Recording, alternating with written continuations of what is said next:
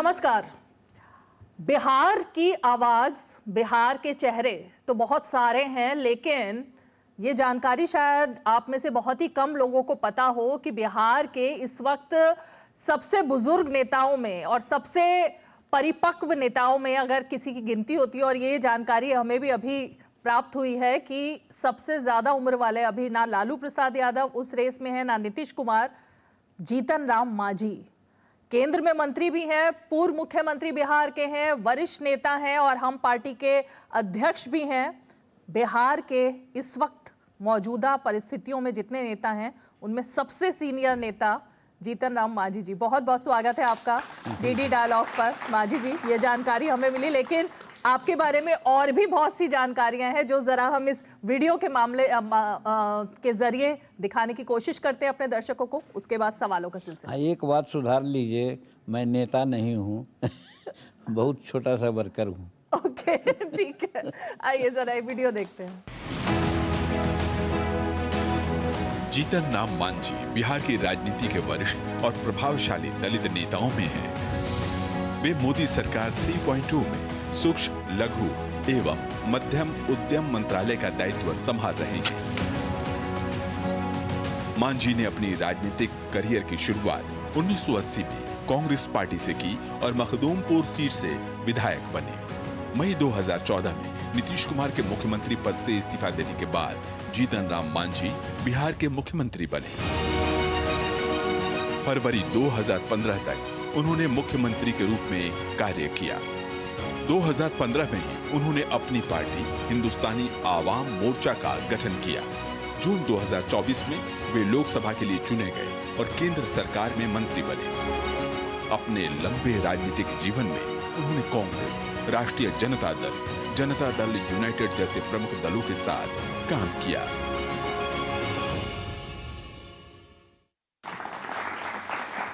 तो मांझी जी, RJD, Congress, JDU और अब अपनी पार्टी, लेकिन आप अपने आप को अभी भी एक सिंपल कार्यकर्ता मानते हैं, नेता नहीं मानते? निश्चित रूप में कार्यकर्ता ही हैं। नेता यदि हम रहते और जो नेता का गुण आजकल हुआ करता है तो शायद मेरी ख्याति कुछ और होती। जैसे क्या क्या इशारा है आपका? अब उस पर्दे में रहने दीजिए। अरे नहीं, पर्दा उठाइए। पर्दा नहीं उठेगा तो पता कैसे लगेगा? कहानी वही सक्सेस होती है कि कहानी खत्म होने के बाद ये मन में जिज्ञासा हो कि इसके बाद क्या। तो वही मेरी कहानी है जो मैंने कहा अभी कि इसके बाद क्या, वो सब आप लोग अपना समझिए। आप, जहाँ तक मैं इशारा समझ पा रही हूँ, आप ये कहना चाहते हैं कि आजकल नेता धूर्त हैं लेकिन आप बहुत सीधे हैं, मन के सच्चे हैं, इसीलिए धोखा खा जाते हैं। अब धोखा तो मैं नहीं कहता कि धोखा खाया हूँ, लेकिन एक बात सही है कि जो सिद्धांत पर चलता है कभी कभी उसको मार खाना पड़ता है, यानी सेटबैक होता है। वो हमारे साथ हुआ है। ये आप तब की बात कर रहे हैं जब मुख्यमंत्री बने थे? मुख्यमंत्री की बात भी है और कभी कभी ऐसे ऑफर भी आए कि आपको मुख्यमंत्री बना दिया जाता है और आपको उपकृत किया जाता है, आप आइए मेरे साथ। और वहाँ पर हम निष्ठा अपनाई कि नहीं, ये जिस आदमी ने मुझे इज्जत दिया है, ख्याति दी है, उस आदमी के साथ हम कुछ इधर उधर की नहीं कर सकते हैं, दगा नहीं कर सकते। तो ये आज के ज़माने में ये नहीं चलता है। आज के ज़माने में झपट लेना चाहिए था, चल जाना चाहिए था, कुर्सी अपना लेना चाहिए था, उसके बाद जो होता देखा जाता, लेकिन मैं नहीं किया। और दूसरा कस यह है कि जब 9 महीना मेरा मुख्यमंत्री काल का हुआ और कुछ कसरतें होने लगी कि आप मंत्री पद से हट जाइए, तो हमारे बहुत सारे विधायकों ने कहा आप नहीं हटिए। हमने 2 कागज़ बनाया, एक इस्तीफ़ा का और एक असेंबली भंग का। अगर हम में राजनीतिक पटुता होती तो हम असेंबली भंग का कागज़ त्रिपाठी जी यानी राज्यपाल महोदय को दे देता, लेकिन हम ने दिया अपना इस्तीफ़ा। इसलिए कि प्रायः हर इलेक्शन में 1/3 नए विधायक जीत के आते हैं, और वो नए विधायक अगर हम इस्तीफ़ा नहीं देते, मैंने इस्तीफ़ा नहीं देते तो उनका लाइफ चौपट हो जाता। तो उनके लाइफ को ये समझ के कि हम दुर्दशा में हों तो हों, लेकिन मेरे साथी दुर्दशा में नहीं हो, इसलिए हमने अपने दाहिने पॉकेट का लिफाफा त्रिपाठी जी को थमा दिया। तो ये 2 घटना तो है। बिहार में आपकी जो उम्र है और तजुर्बा वो लालू यादव से भी ज्यादा है, नीतीश कुमार से भी ज्यादा है, और इस वक्त बिहार के जो सबसे सीनियर नेता हैं उनमें देखा जाए तो 2 ही लोग हैं, एक आप हैं और आपने ये बताया नारायण बाबू हैं। तो इस हिसाब से तो लगता है कि चेहरा अगर मुख्यमंत्री पद का कोई हो तो वो फिर से आपको ही बनना चाहिए, ऐसा मन में लगता है? कभी नहीं। पद के लिए एमएलए के सिवाय कभी मैंने सोचा नहीं कि हमको कोई पद मिल जाए, कभी नहीं। बहुत ईमानदारी से मैं कहता हूँ। और कोई पूजा करते हैं, पाठ करते हैं, क्या क्या करते हैं। हम देखिए आज तक ना अंगूठी पहनते हैं, ना बद्दी पहनते हैं, ना मंदिर जाते हैं। आप ले जाते हैं मंदिर पूजा करने के लिए तो आपके भावना के लिए हम चले जाते हैं, हाथ जोड़ देते हैं, लेकिन दिल में नहीं। दिल में वही है कि भगवान कहते हैं, बाइबल में भी कहा है कि भगवान जिस क्रीचर को, जिस चीज़ को बनाया है उसको जो प्यार करता है भगवान उसी को प्यार करता है। इस चीज़ को हम मान के आज तक चल रहे हैं। तो मुख्यमंत्री बनने की अब लालसा नहीं है? कोई लालसा नहीं, कोई पद की लालसा नहीं है। नहीं बनना चाहते अब? हम तो 75 में ही कह दिया था कि हम चुनाव नहीं लड़ेंगे 75 वर्ष में, कि 75 वर्ष तक सक्रिय राजनीति में रहा जा सकता है। लेकिन माननीय नीतीश कुमार जी हमको मुख्यमंत्री बनाए, उनके प्रति बड़ी श्रद्धा आज भी है। वो कितना भी कुछ कहें, उनके आदमी कितनों कुछ बोलें, लेकिन हम, हमारी पत्नी, सब उनको भगवान मानते हैं। अच्छा। उनको भगवान मानते हैं। और मैं भी उनको धन्यवाद देता हूँ कि बहुत कोई क्लिष्ट काम आता है तो बड़े बड़े लोग भी समझते हैं कि जितने मांझी उनसे काम करवा सकता है, और वो करते भी हैं, वो करते भी हैं। तो कहने का मतलब यही है कि उस समय ये बात आई थी तो उन्होंने हमको बनाया, बन गए। आज की बात जहाँ तक आती है तो ये दिमाग में बात बनती है कि हमको तो उन्होंने एक पहचान दिया, एक चीफ मिनिस्टर के रूप में सारी सुविधा हम भोग रहे थे, इसलिए हमको कोई कहीं आगे की चिंता नहीं थी। लेकिन फिर इसी बीच में उन्होंने कहा हमको कि मांझी जी 2020 का चुनाव आप लड़िए। उनको एक मकसद सधाना था, उसको यहाँ मैं क्या कहूँ, तो लड़ गए। उनका मकसद सध गया। जिस आदमी को हराना चाहते थे वो हार गया, मैं जीत गया। अब चला 5 साल रहा। अभी आपसे इंटरव्यू करने से पहले ही आरजेडी के सांसद आए, उन्होंने आपका नाम लिया, आपके बेटे का नाम लिया और ये कहा कि दामाद हो, बेटे हो, सबको मतलब धड़ल्ले से नीतीश कुमार की सरकार हो या पार्टियां हो सहयोगियों की, उसमें यही सब चल रहा है। तो परिवारवाद सिर्फ वहाँ नहीं है, यहाँ भी है। हाँ, बहुत अच्छा प्रश्न किए। हम तो पुराने ज़माने के आदमी हैं। पुराने ज़माने के कुछ पद याद है कि को कही सकत बड़ेन को क्यों बड़े यों भूल, दीने दई गुलाब में इन डारनवे फूल। माने गुलाब के फूल में कांटा होते हैं तो भगवान को कौन कर सकता है। तो उसी प्रकार से जो सामर्थ्य है, वान है, उसको नहीं कर सकता है। हमारे बारे में जो तोहमत या कहते हैं मैं खुशी मानता हूँ, लेकिन अच्छी बात है आपने यहाँ पर कहा, पब्लिक डोमेन में जाएगा, कि हमारा बेटा संतोष है, वो हमारी इच्छाओं का प्रतिबिंब है। यानी 1966 में ग्रेजुएशन करने के बाद 67 में 5th ईयर पढ़ रहे थे, 68 में हम पोस्ट ग्रेजुएट कर लेते।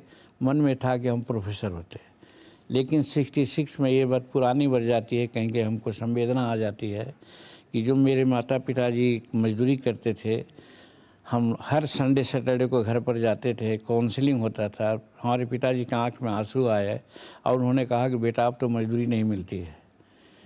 तब हम पढ़ाई ड्रॉप करके चले गए, हम नौकरी कर लिया। मन में ये इच्छा रही कि हम प्रोफेसर होते, लियन मेरा रहता, हम एम रहते मन ये का पॉलिटिक्स में, वो मेरी इच्छा अब पूर्ण रह गई। ओके। तब हमारे दिमाग में आया कि अगर हम नहीं तो हम अपने बेटा को बनाएंगे वैसा। अच्छा। तो इसलिए उसको डॉन बास्को में पढ़ाया, दिल्ली यूनिवर्सिटी में पढ़ाया, वो पोस्ट ग्रेजुएट हुआ, नेट किया और पीएचडी किया। एक करके यू कांट इमेजिन कि छोटी सी नौकरी वो यूनिसेफ में करने लगा। वो पोल पर चढ़ करके स्टिकर छापता था यूनिसेफ का। जब 6 बरस ऐसा हुआ, एक डिस्ट्रिक्ट का कोऑर्डिनेटर हो गया, 36,000 रुपये महीना उसको मिल रहा था। और इधर हम राजनीति में आगे बढ़ रहे थे, हमारा मंत्री पद हुआ। तो उसने कह करके कि पिताजी आपके साथ रहने की ज़रूरत है, मैं नौकरी छोड़ देता हूँ, मैं आपके साथ रहता हूँ। और मेरे साथ आया। 5 वर्षों के बाद उसको एमएलसी दिया। अच्छा। तो आप समझते हैं कि वो बेटा था इसलिए दिया उसको। इतना सेक्रीफाइस तेजस्वी जी किए हैं, इतना सेक्रीफाइस ये तेज प्रताप किए हैं, इतना सेक्रीफाइस मीसा की है, इतना सेक्रीफाइस वो जो कहाँ रखती सिंगापुर वो की है। और वो आदमी कहता है, उस पार्टी के आदमी कहता है, तो मैं तो कहता हूँ उसको लाज लगना चाहिए, शर्म लगना चाहिए। लालू जी कहते हैं कि तेजस्वी जो है वो भी पहले क्रिकेट में खेलता था, वो भी जाते थे पानी ले लेकर क्रिकेटर्स के पास में मैच में, उन्होंने भी संघर्ष किया है, तब वो यहाँ तक पहुँचे तेज हैं। प्रताप क्या करते थे? मीसा क्या करती थी? मीसा ने भी डॉक्टरी एमबीबीएस की है। क्या किया? करना ही नहीं होता है, पब्लिक वर्क भी तो करना चाहिए। और वो जो सिंगापुर वाली है वो क्या करती थी? है?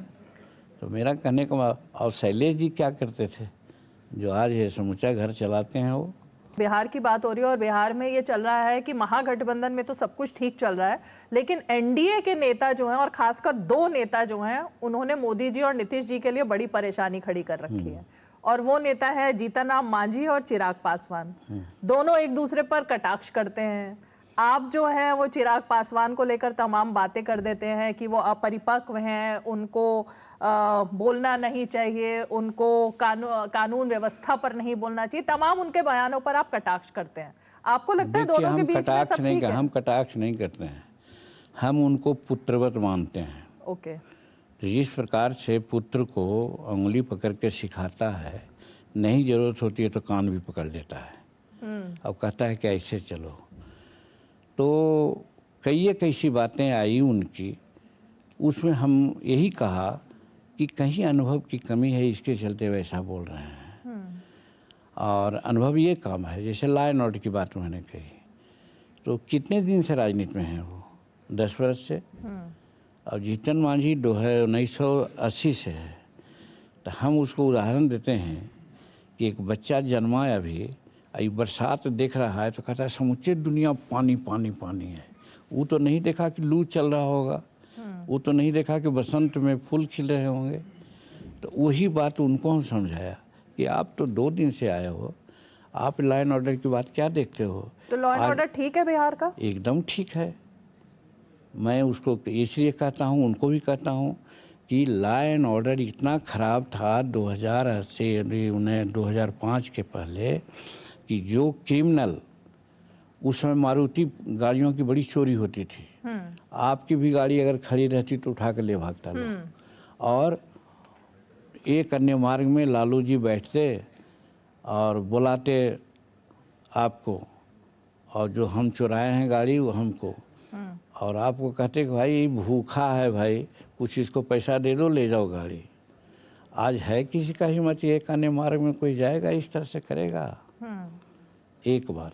दूसरी बात, हम 80 से करते हैं, 80 से आज तक के किसी भी सरकार में एक भी क्रिमिनल का इनकाउंटर हुआ है बता दे?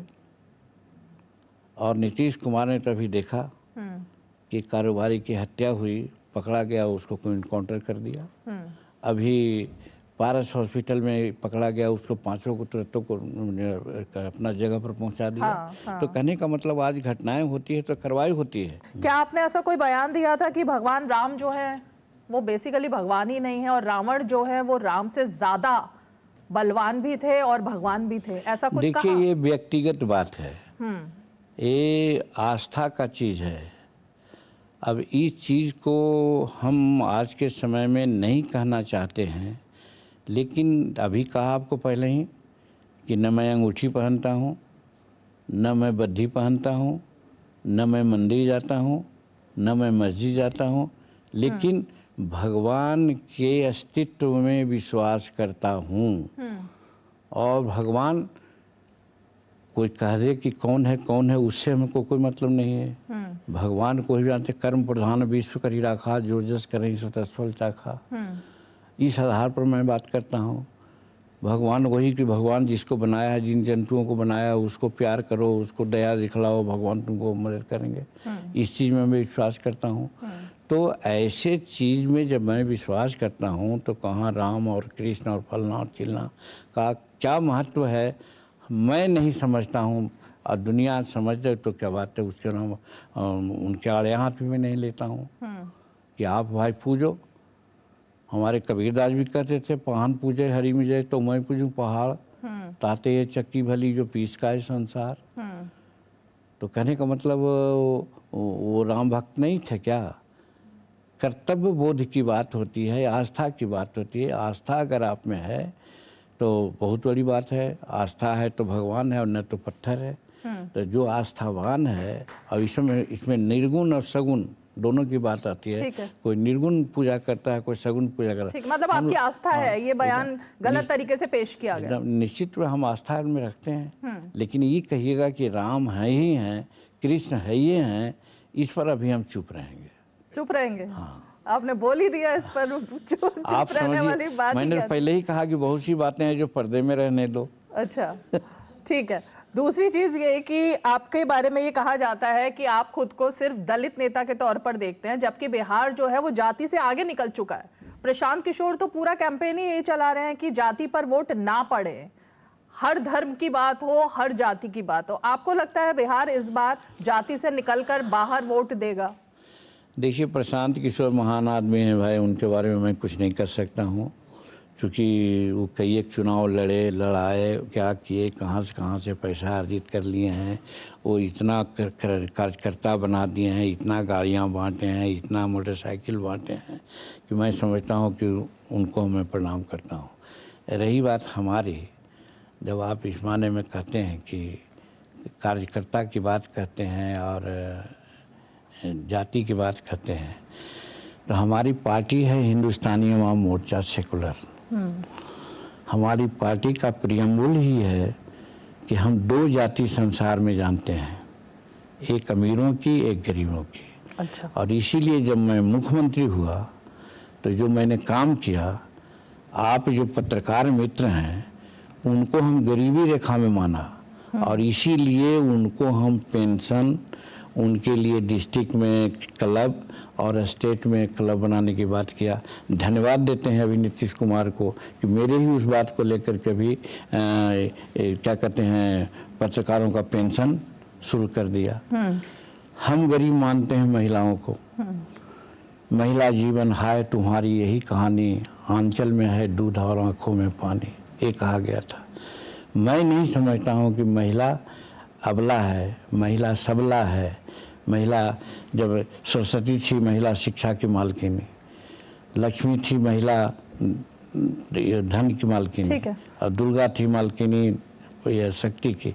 तो शक्ति और धन और विद्या यदि महिलाओं में थी तो महिला को हम अबला कैसे कहेंगे? लेकिन अभी हम लोग बंगला बना के रखे थे। तो इसीलिए जब हम मुख्यमंत्री बने तो हम कहा कि बिना शिक्षा के महिला आगे नहीं बढ़ सकती, क्योंकि बाबा अम्बेडकर हमारे ने भी कहा है कि शिक्षा शेरनी का दूध है, जो उसको पिएगा वही गरजेगा। तो हम भी चाहा कि बेटियों को गरजावें हम, और इसीलिए पहला क्लास से लेकर के एमए क्लास तक की पढ़ाई उसको हम से फ्री कर दिया था। ठीक है, तो ये तो अच्छी सोच है। मैं ऑडियंस पर जाऊं, लेकिन अंत में आपसे जस्ट यही जानना चाहूंगी मांझी जी, सीटों को लेकर के क्या बंटवारा जो है उस पर पेंच फंसा हुआ है? क्योंकि जो सूत्र हैं वो कह रहे हैं कि आपको 3 से 4 सीटें ही सिर्फ ऑफर की जा रही हैं।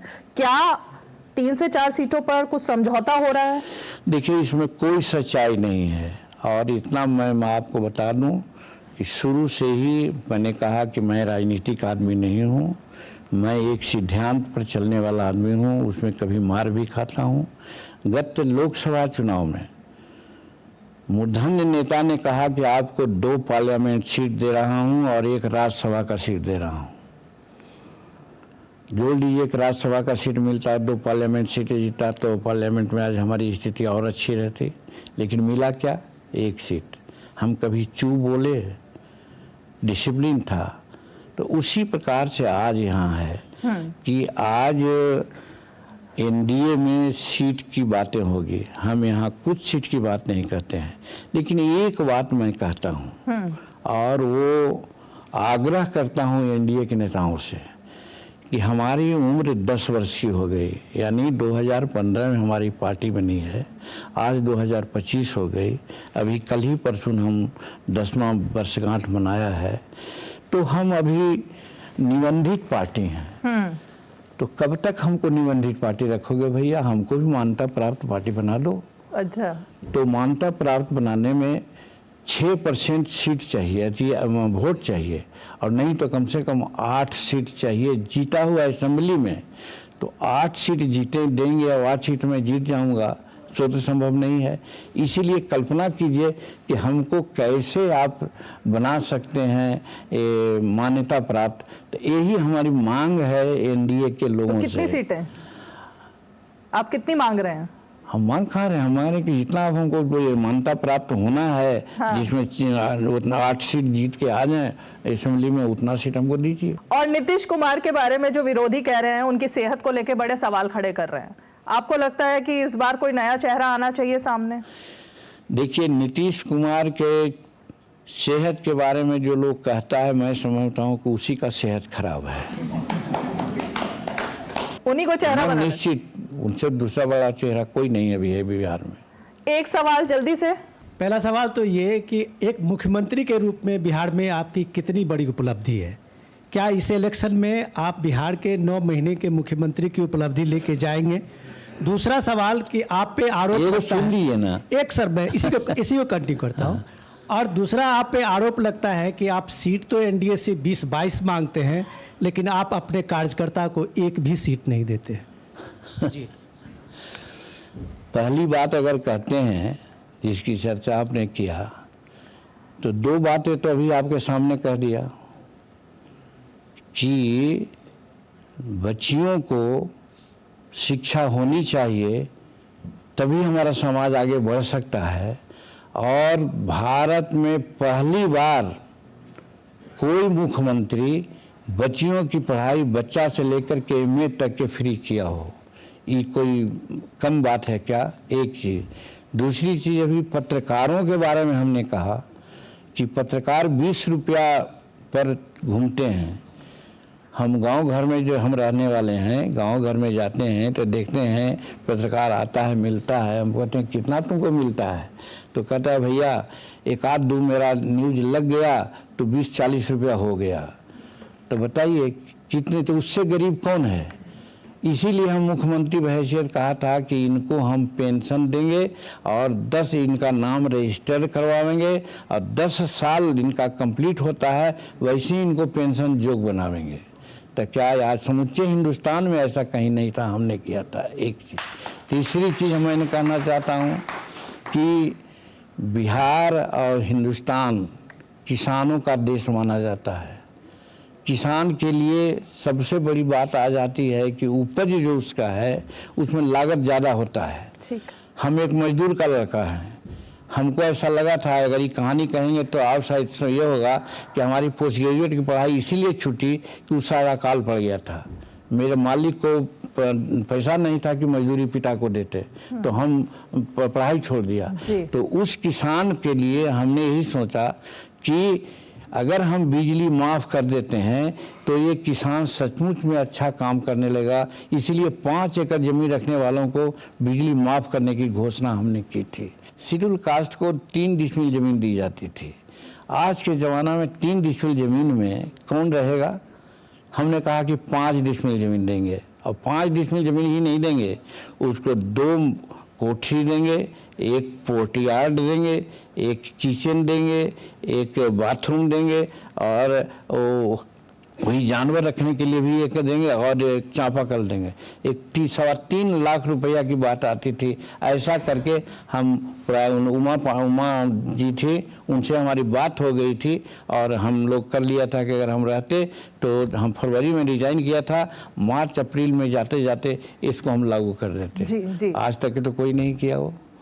एक वही ये हुआ। दूसरी बात ये भी किया था, 14 लाख एकड़ ज़मीन यहाँ पर ने 17 लाख एकड़ ज़मीन बिहार में है अभी। हमने उस समय का तत्कालीन व्यास जी थे, बहुत अच्छे अफसर थे, आप लोग जानते होंगे शायद, उनको हमने लगाया था कि हमारे के यहाँ 11-12 लाख से ज़्यादा आदमी नहीं है जिनको एक डिसमिल ज़मीन नहीं है। तो ये 17 लाख एकड़ ज़मीन है। हो सकता है कुछ पहाड़ पत्थर नदी हो, हाँ, लेकिन आप इसको कैंप लगा करके ऐसा कर दीजिए कि एक एक करके ज़मीन सबको दे दीजिए ताकि हमारा सब लोग ज़मीन यहाँ खेती वाला हो जाए। क्या है बिहार में कर दिए, भारत में कोई ऐसा, मैंने वैसा किया था। अब उसी प्रकार से जी समय की बहुत ज्यादा बाधा है। आपका तो कार्यकाल जितना रहा और उसमें इतनी लंबी फेहरिस्त हो सकती है, आप सही कह रहे हो, उसको गिनाने चलेंगे तो बहुत लंबा समय हमें चाहिए होगा। लेकिन आज हमारे पास पूछा गया है तो बिल्कुल हमारे पास वक्त इतना ही है। आपसे बात करके बहुत अच्छा लगा और डीडी डायलॉग में आने के लिए, शिरकत करने के लिए बहुत बहुत धन्यवाद।